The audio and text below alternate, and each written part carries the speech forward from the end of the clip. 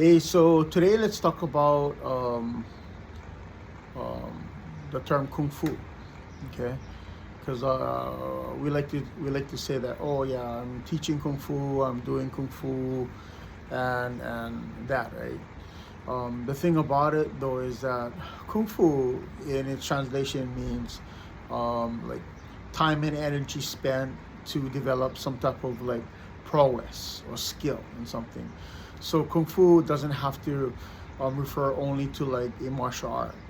And in China you have like martial arts that are like, wushu, xingyi, wing chun, baji chuan, choi li fat, like the monkey style, all of that kind of different, five answers or kung fu, whatever. um, they have all of that. And so that's what like people so you're not really teaching kung fu, or it's not really a martial art. Well, the kung fu term, right, came about in America and became popular because like Bruce Lee was teaching kung fu, right? Um, but that term got popular in America because whenever like people was working on the railroad, and on their breaks they were doing like exercising, qigong or whatever else, and the Westerners asked, "Hey, what are you doing?" They would say, "Oh, we're doing kung fu." And so like the term got kind of politicized that way, right? They're like, "Oh, okay, he's doing kung fu."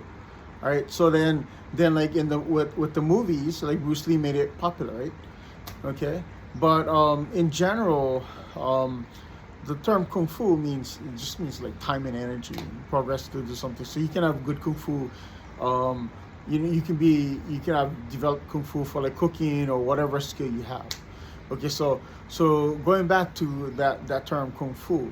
Now, Shaolin, right? The temple, they taught kung fu, and what you see now is like a I guess a tourism kind of inspired like Shaolin temple versus like the actual old school like long time ago Shaolin temple that was that was burned down, you know, due to like political dissidents and stuff like that. Um, but the art in general is still, um, I guess we should thank China for still having it and trying their best to bring it back in whatever way possible.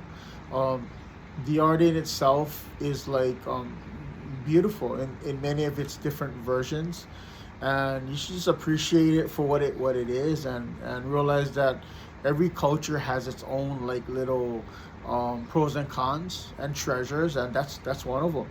So even though some people may think that the Shaolin Temple now kung fu that is being taught isn't the real one, who really knows what the real one is, right?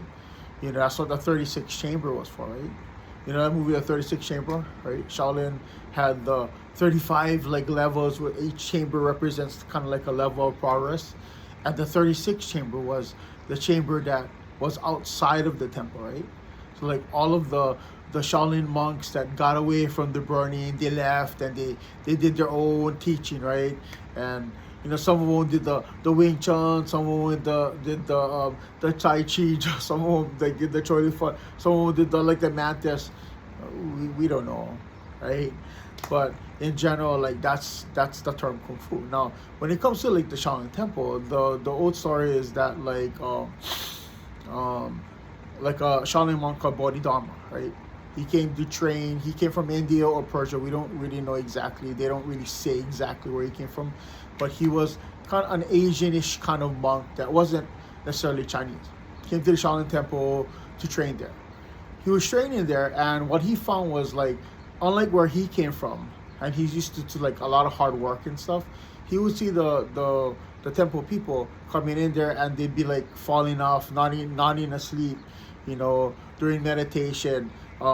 They weren't as physically fit. It wasn't really kind of like a mind, body, spirit kind of thing. And so he was like, "Oh, this is kind of messed up." We got people like reading like scriptures and stuff like that, and learning the theories and the principles. And what happened is like they're just like falling asleep. They're not really as healthy as they should be. So the story has it that he went to meditate on that particular problem in like a cave. right? For like 9 years or so, right? And when he emerged, he came back, oh, Eureka, I understand what we need to do. We need to do exercise. And we need to add like body to the mind and the spirit. And then we can have the trifold trifecta of like balanced harmony, right? We really don't know what happened, but that's the whole gist of it all. And so basically what he did was he came in and he taught the exercises that he had from different locations, maybe from India, maybe it was Kalari Putaya, we don't know, right? And he came in, he trained the monks there. And so that's how the story went, okay? But throw this extra concept on it, okay? So you're a general that's been in many different wars, okay? You killed a whole bunch of people. You destroyed nations. You did a lot of evil. And now what happens is you have to find some place where you want to recluse yourself, or you want to like be apart from society because you feel guilty. You have to heal. Where do you go? Wouldn't you go to like a temple? Right?